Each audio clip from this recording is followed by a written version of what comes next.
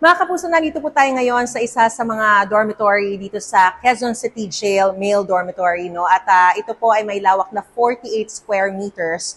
Kaya komportable raw na makakagalaw ang abot sa 10 PDLs o persons deprived of liberty. 10 lang kada dormitoryo. Katunayan, meron na silang 5 double deck dito para sa 10 PDL na mananatili rito para kanilang pahingahan. Meron pong mga kutsyon, meron din pong sarili silang lababo na malakas ang tubig.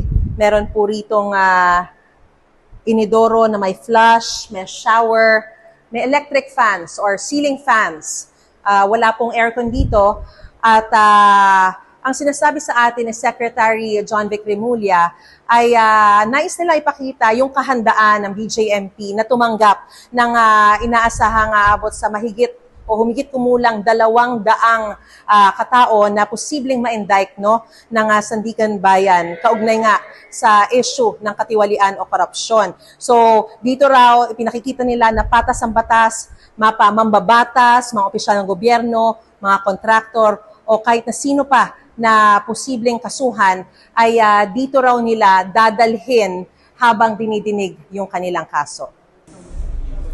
Kanina, personal na ininspeksyon ni Secretary Remulla ang ilan sa mga dormitoryo at ipinakita ang kahandaan nito para tumanggap hindi lang daw ng mga big fish, kundi mga whales o balyena na posibleng masakdal ayon kay Secretary Remulla. Patunay daw na walang sasantuhin ang investigasyon. So dito ipinakita na kompleto sa pasilidad para komportable ring makapanatili rito ang mga PDL. Bukod sa mga dormitoryo ay pinuntahan din ni Secretary Remulla ang visitation area kung saan maaaring madalaw at makausap ng mga PDL ang kanilang mga kaanak at mga mahal sa buhay. Pati na rin yung kanilang mga abogado. Mahigpit na ipinagbabawal ang mga gadget. Mayroon naman daw gadget na sarili ang BJMP kung teleconferencing ang magiging paraan ng pakikipag-usap ng mga PDL sa kanilang mga kaanak. At bukod naman sa visitation area, meron din daw mga basketball area, badminton area at maaari rin daw makapagpaaraw ang mga PDL dito sa pasilidad na ito. At siniguro ni Secretary Remulla na hindi magkakaroon ng overcrowding. Dahil katunayan, meron pang 80 dormitoryo na bakante sa mga sandaling ito.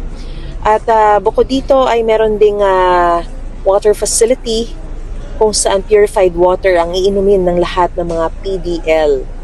At mismong si Secretary Remulla ay sinubukan at ininom ang tubig para ipakitang malinis ito. 100% ready.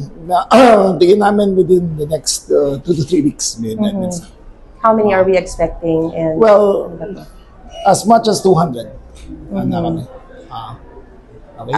What assurance do we want to give to the public dito sa pinapakita natin ngayon? Kung magnanakaw kayo na lotion na 100 pesos o magnanakaw kayo na 1 billion, iisa lang ang titirahan niyo. Inaasahan daw ni Secretary Remulla na may dadalhin na rito sa loob ng 2 hanggang 3 linggo para rito pansamantalang ikulong habang dinidinig ang kaso. Paniniguro ni Secretary Remulla, magiging patas ang batas sa lahat. So mga kapuso, abangan niyo po ang kabuuan ng aking ulat mamaya sa 24 oras. Ako po si Mariz Umali, nag-uulat para sa GMA Integrated News.